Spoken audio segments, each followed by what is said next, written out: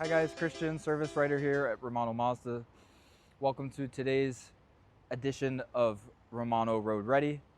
We're going to be giving you a breakdown and a couple of tips and things to be on the lookout for on the new 2026 CX-5.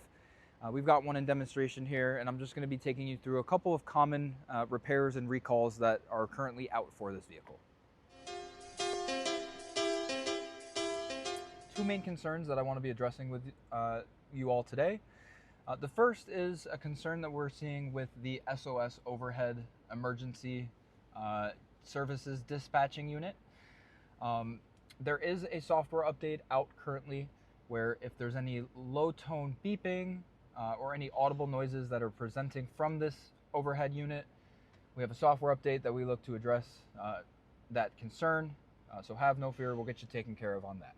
The second concern that we're seeing with these vehicles, again, remedied by a software update, would be for any connectivity issues with your phone on your center console here, or the screen turning off, or in some cases, the battery to the vehicle being depleted.